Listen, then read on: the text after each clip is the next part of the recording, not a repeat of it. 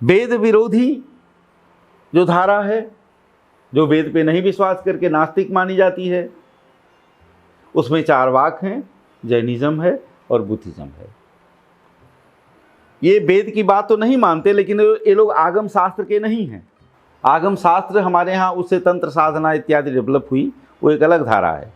ये लोग वेद की आलोचना करके अपने अपने चिंतन को प्रतिष्ठित करते हैं, चारवाक, जैन और बौद्ध।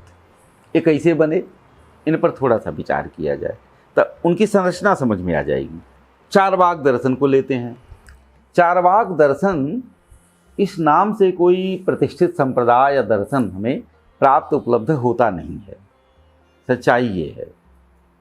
कुछ लोग ये प्रतिष्ठित करना चाहते हैं कि बृहस्पति इसके पहले आचार्य थे और वहीं से चारवाक दर्शन शुरू हुआ, लेकिन चारवाकों का कोई हमें साहित्य नहीं मिलता, इस्टेब्लिश्ड साहित्य, कोई पंथ ऐसे नहीं मिलता। महात्मा बुद्ध के काल में कुछ ऐसे संप्रदाय थे जो मनमौजी जीवन जीते थे, बक्खल गोसाल और केश कंबलीन, ऐसे बहुत सारे पांथिकों के नाम मिलते हैं और उनको लोग चारवाक मत, लोकायत मत से जोड़ने की कोशिश करते हैं, लेकिन ऐसा है नहीं। मेरे मत में ये चारवाक फिलॉसफी थी क्या? चारवाक फिलॉसफी वस्तुतः कोई फिलॉसफी नहीं है, बल्कि ये कॉमन पीपुल का विचारधारा है।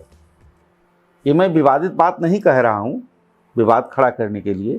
मेरे मत में ऐसा आता है कि चारवाक दर्शन जो है कोई अपने आप में प्रतिष्ठित दार्शनिक मत संप्रदाय न हो करके ये कॉमन पीपुल की विचारधारा है, सामान्य जन का विचार है। इसीलिए इसको लोकायत कहा गया, लोक में फैली हुई विचारधारा। बल्कि सच्चाई यह है कि यहीं से दार्शनिक चिंतन शुरू होता है।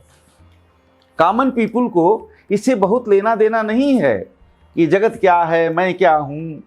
उसको सुबह उठता है, उसको अपना पेट पालना है, जीवन की क्रियाएं करनी है, इन्हीं में वो लिप्त रहता है।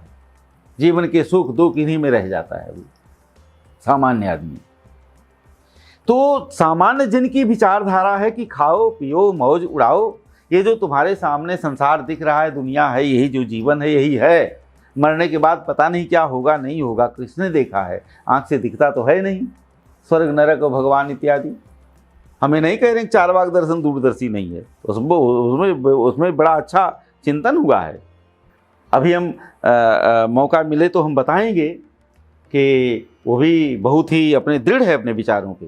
जैसे उदाहरण के लिए वो हनुमान का खंडन करता है, प्रत्यक्ष को ही प्रमाण मानता है, जो हम देख रहे हैं वही सब सही है, जो नहीं देख रहे हैं आँख से आड़े है वो नहीं है, हम ये समझते हैं। लेकिन इतना समझना कम समझना है चारवाक को। चारवाक कहता है हम व्यवहारिक अनुमान को मानते हैं। व्यवहारिक अनुमान को अगर आदमी न माने तो इस समय मेरे आँख के सामने मेरा घर गांव नहीं है तो क्या मेरा गांव उड़ गया? नहीं है वो।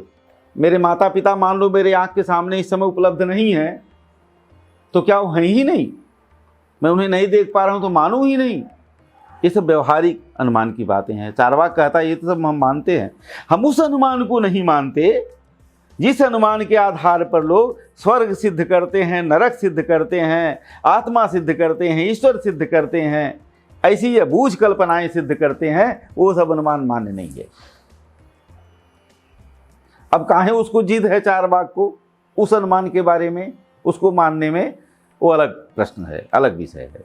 तो चारवाक जो एक विचारधारा है वो सामान्य जन की विचारधारा है कि मैंने यदि इतना ही माना जाए कि इतना ही जीवन है जो दिख रहा है तो क्या यही सत्य हो सकता है?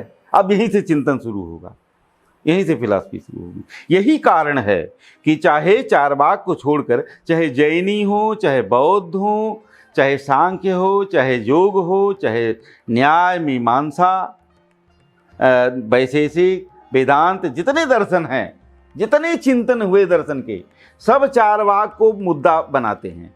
चारवाक को पहले उसको खड़ा करते हैं, उसको काटते हैं, तब वहीं से चिंतन शुरू करते हैं। यानी चारवाक उनका बिगिनिंग पॉइंट होता है।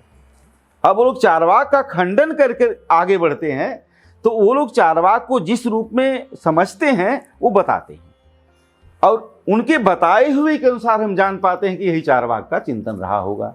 नहीं तो चारवाक नाम से कोई अलग से दर्शन नहीं है भी अगर तो उस तरह से पोषित नहीं है जिस तरह से दर्शन की और भारतीय शाखाएं हैं।